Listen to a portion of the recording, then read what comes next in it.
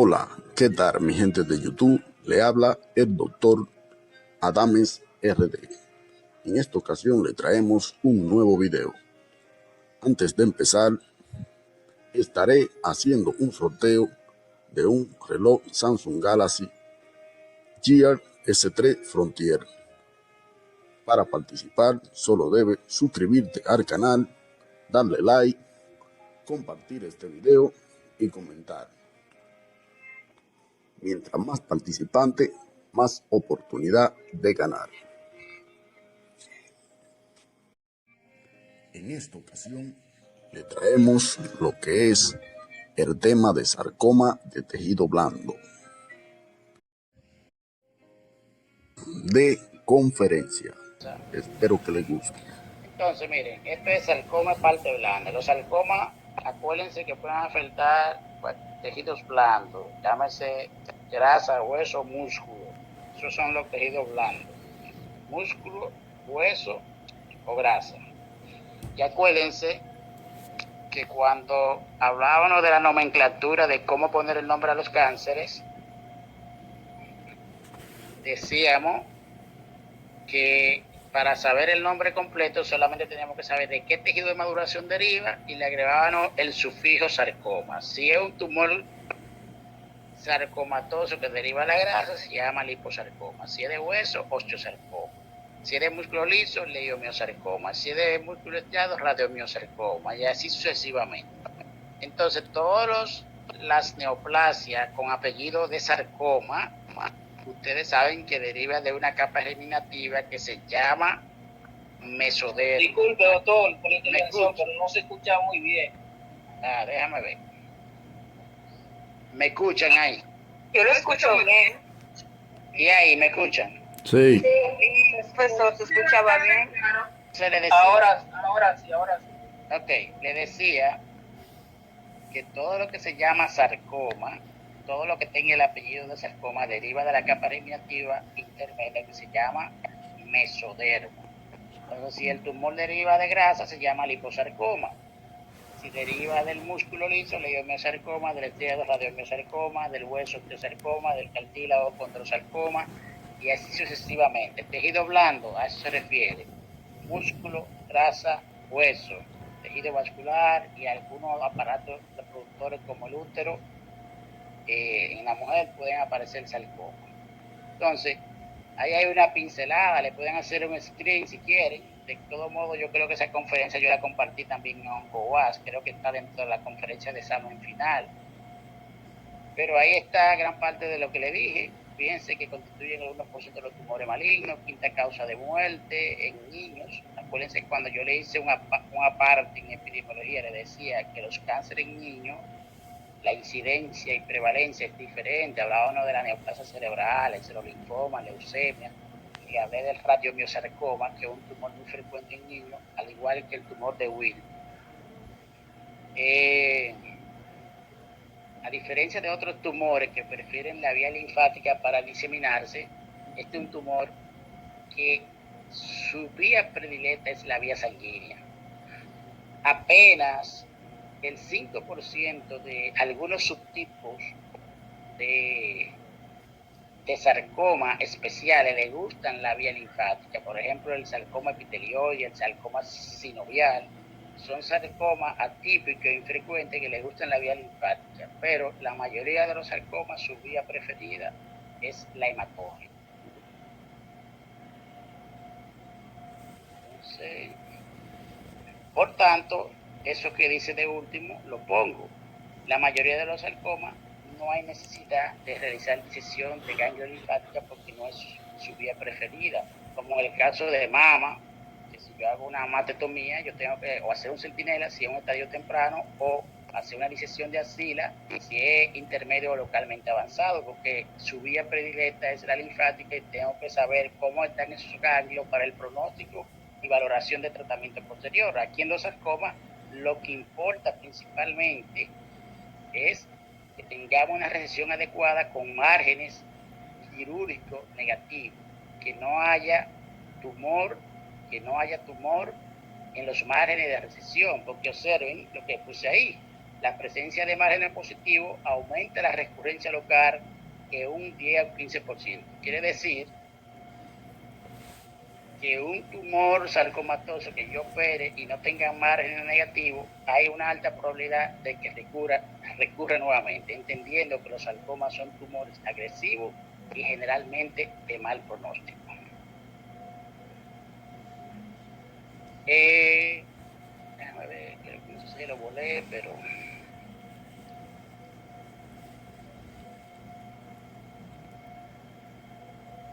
Ok.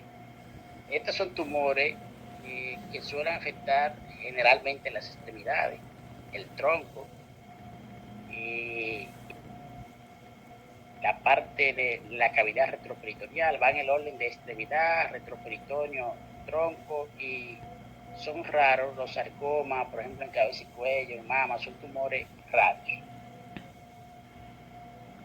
Suele tener un crecimiento a través de los planos faciales, invadiendo los compartimentos. Esta es una estadística ya que no está actualizada, pero la proyección para el 2020 no está muy lejos de esa realidad. Un poco más aumentada, la incidencia ha aumentado, la prevalencia se ha mantenido, al igual que la mortalidad. Lo que quiere decir que es un tumor agresivo donde si no lo captamos temprano, la mortalidad es exponencial.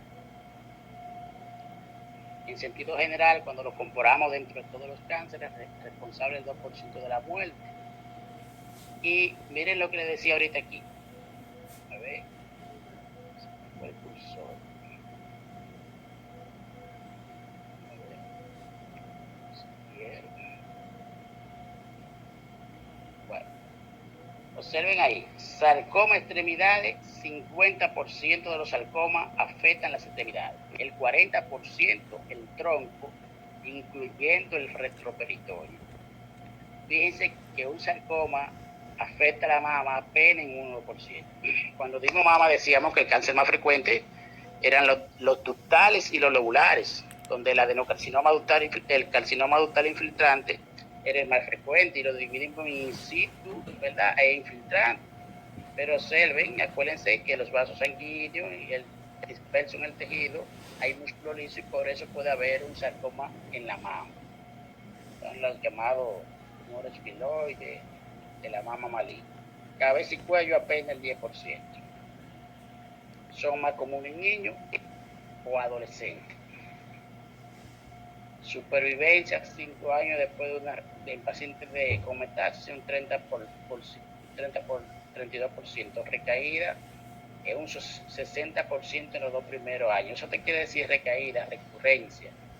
Así que son tumores que les gustan volver.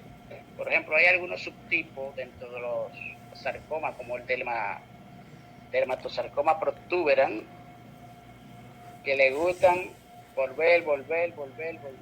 Entonces son pacientes que veremos más adelante que le damos un manejo multidisciplinar.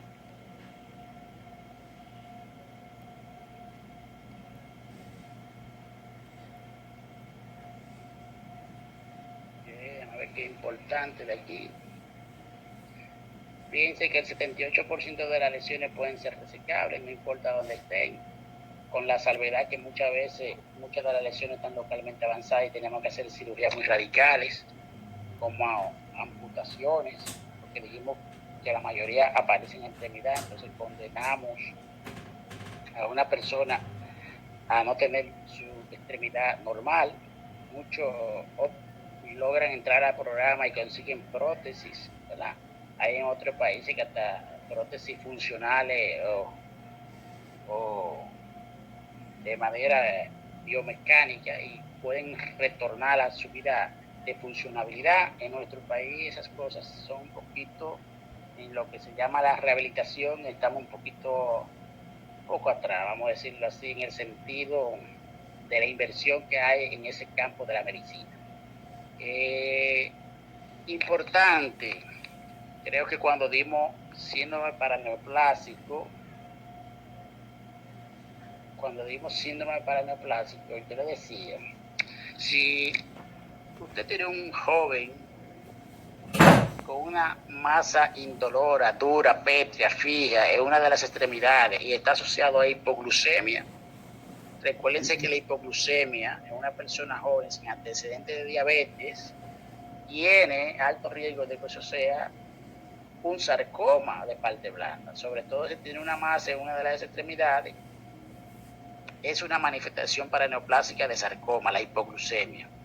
Así como la hipoglucemia también es una manifestación paraneoplásica de un insulinoma. Entonces una persona joven que tiene hipoglucemia sin antecedentes de diabetes y que se desayunó y como quiera se marea,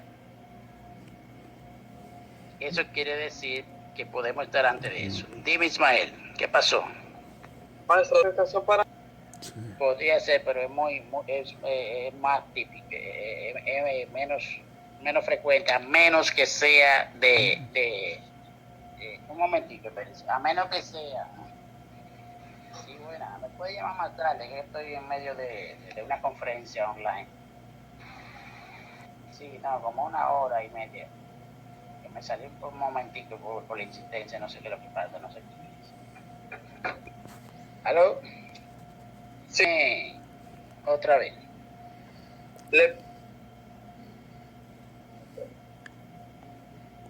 escucho.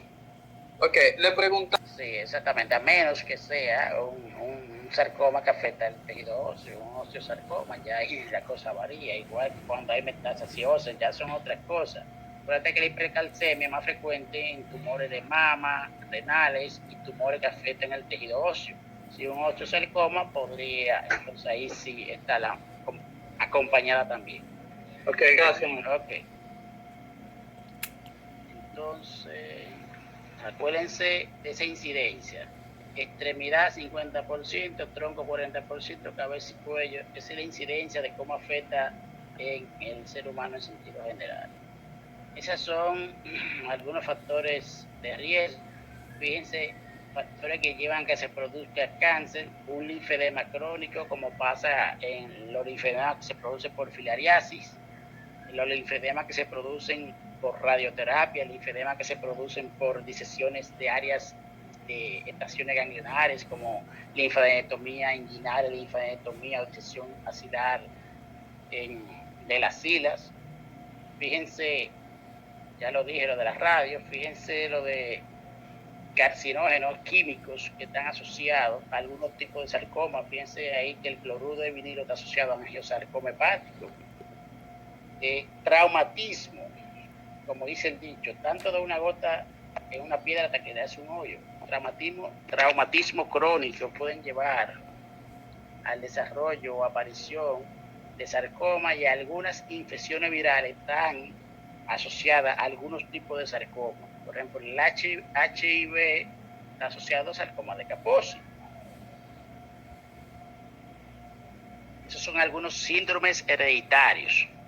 Son muchos los síndromes hereditarios asociados a sarcomas de parte blanda y sarcomas óseos. Ahí vemos, por ejemplo, lo más importante de esos son el Li-Fraumeni, el de Gardner, enfermedad de von Recklinghausen, que es la neurofibromatoses tipo 1, Stewart-Treves y la de Werner. Esto que está aquí abajo, al final, es un tumor especial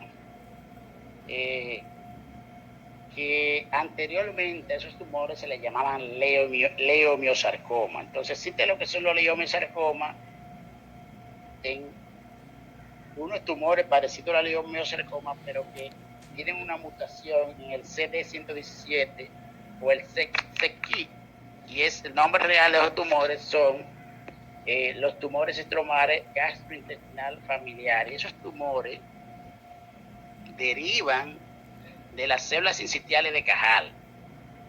Entonces, células sincitiales de Cajal son unos tumores especiales del tubo digestivo, y aquí vemos que están asociados con un antecedente de riesgo genético para los sarcomas, sobre todo el leiomiosarcoma. O sea, son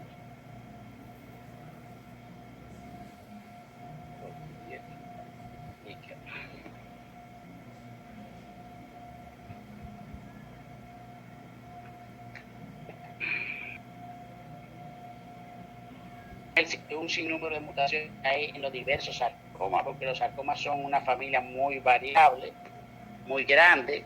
Entonces, mutación RB, mutación P53, vías bioquímicas que se alteran, como la mTOR, dentro de otras.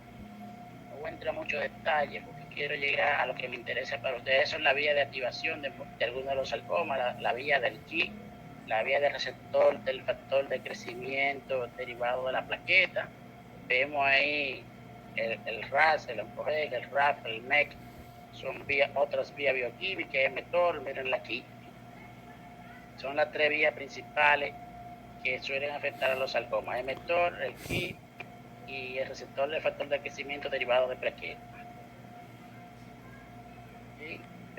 PI3K o PI3K o PL3K. Ok, vamos a seguir.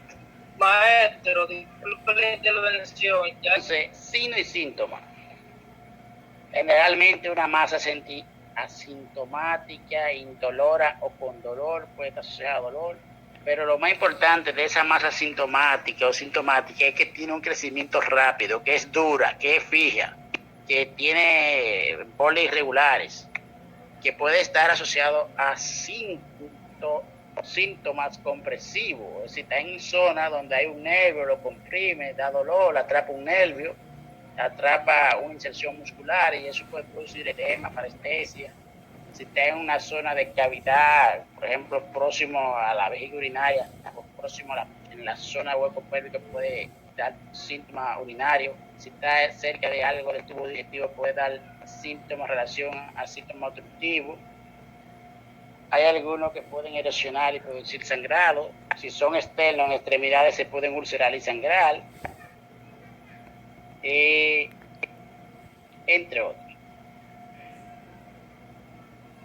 Lo más importante es eso: qué características tiene la lesión y qué tiempo tiene que le salió esa lesión. Ah, no, esa bolita yo tengo 10 años. Bueno, probablemente quizá verito. Ah, no, esa bolita me salió hace 2 semanas, me dio 1 centímetro y en 1 semana ahora me crece, está de 10 centímetros.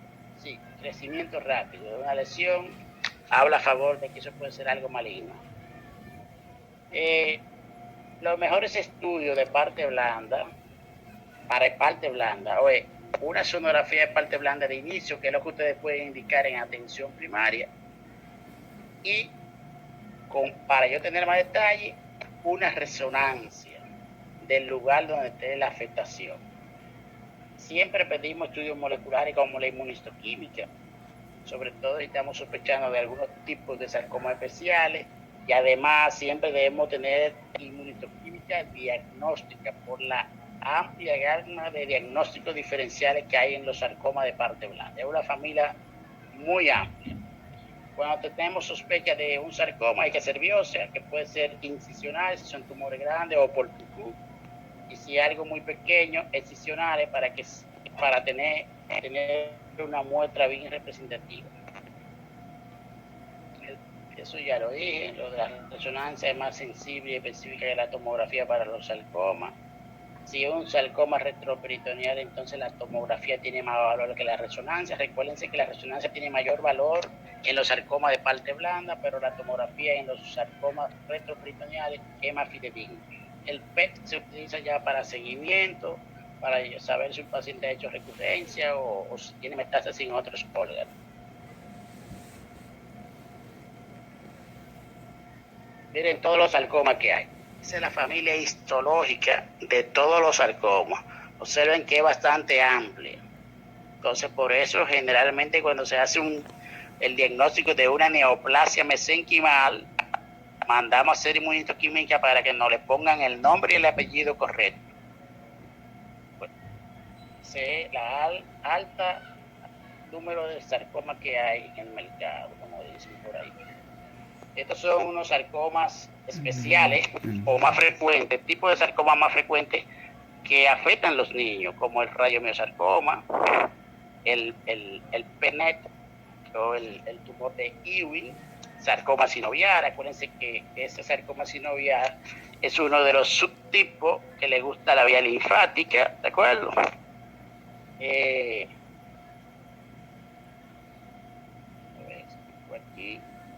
fibrosarcoma, leiomiosarcoma, sarcoma epitelial o epitelioide, liposarcoma, sarcoma de célula clara, el fibrohistocitoma maligno, liposarcoma, son de los tumores sarcomatosos más frecuentes.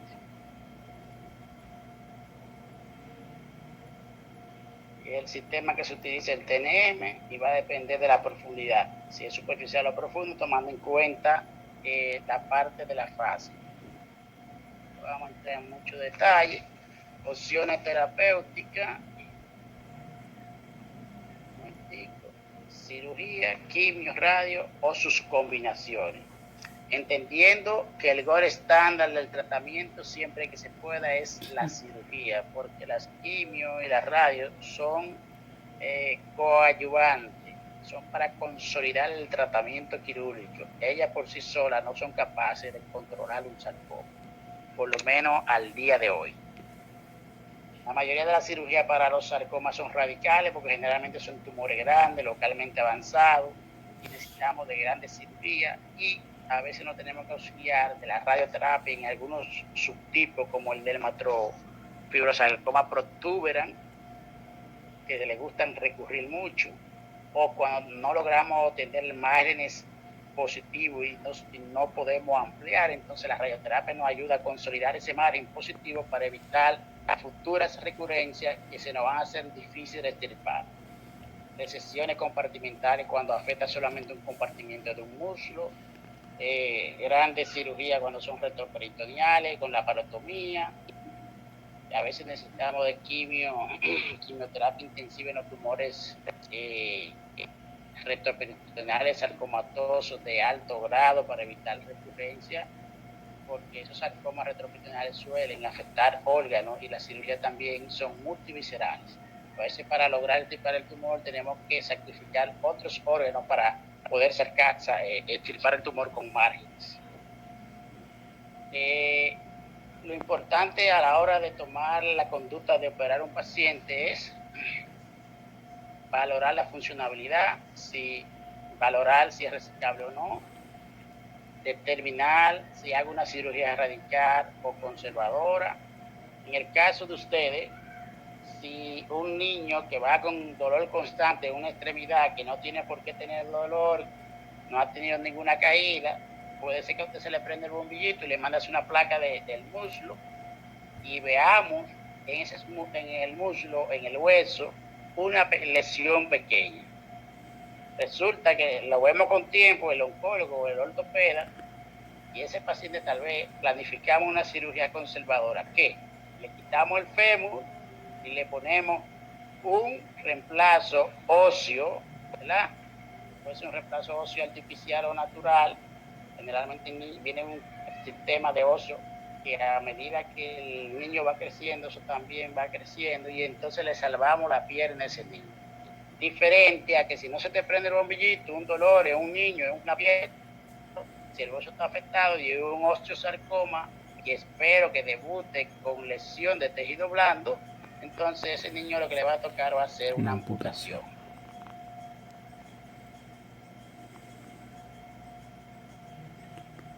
Entonces, vamos a ver creo que estamos llegando a las imágenes ya.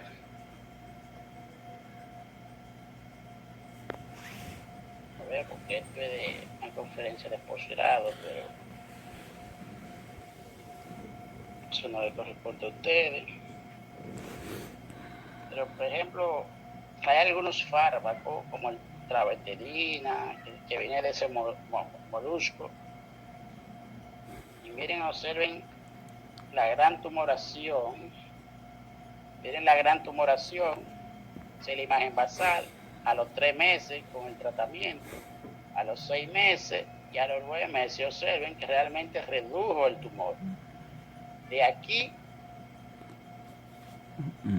Bajito, sí, ahí sí.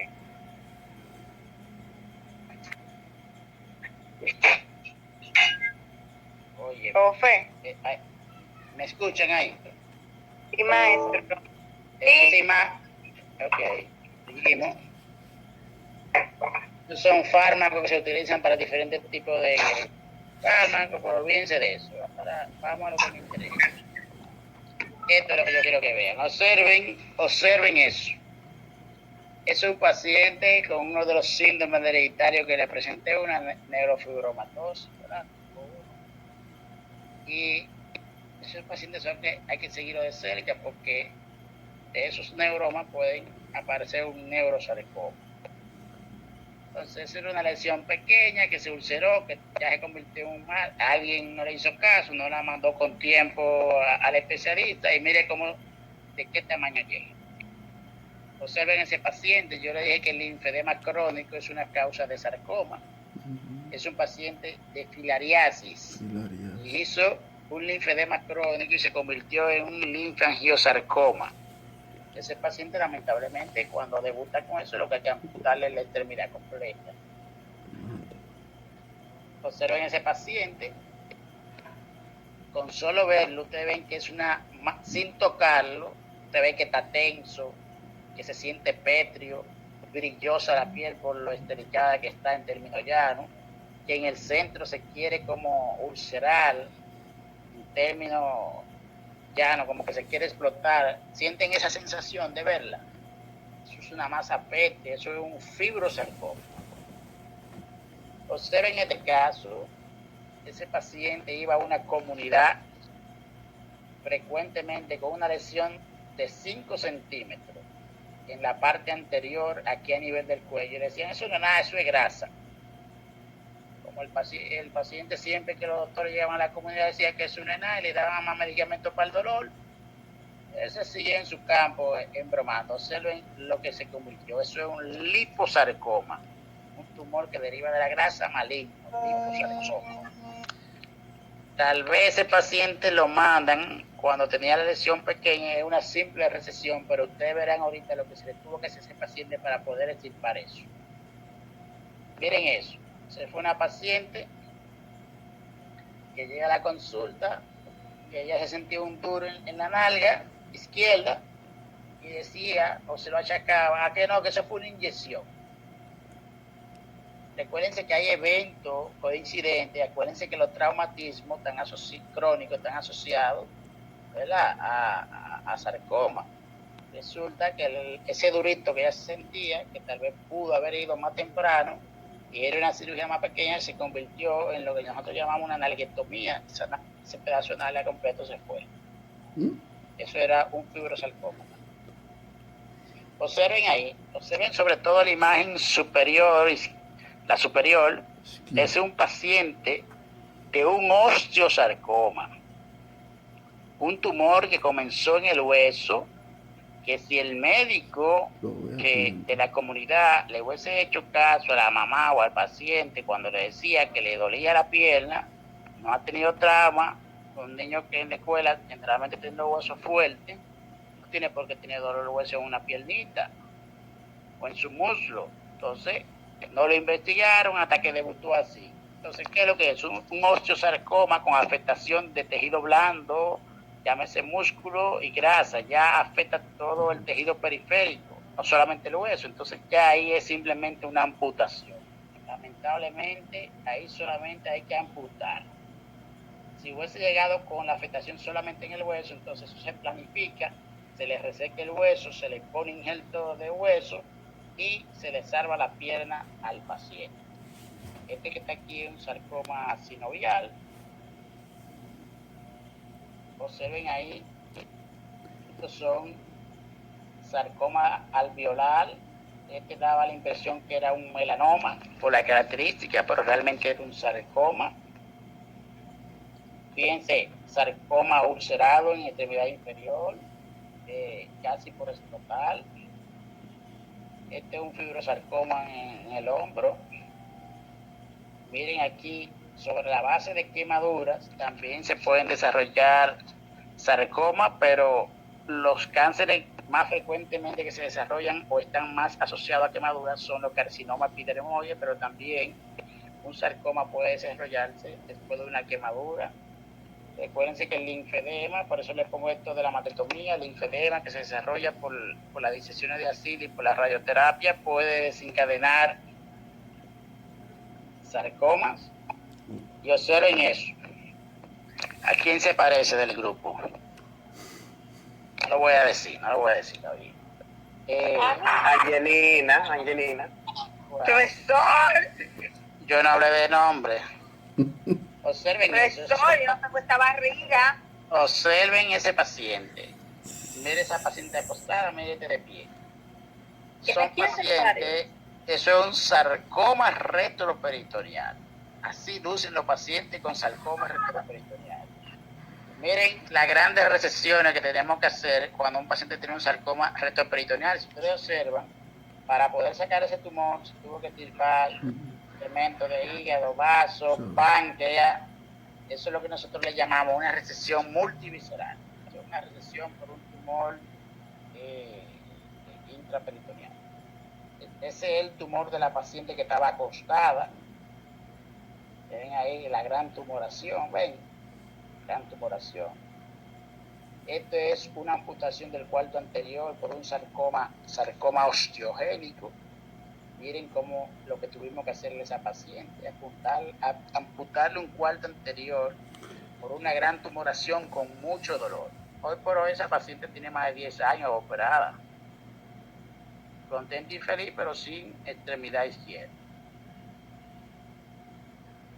¿Se acuerdan el que le enseñé de que era una bolita de grasa? Aquí está, si no me recuerdo, este ser.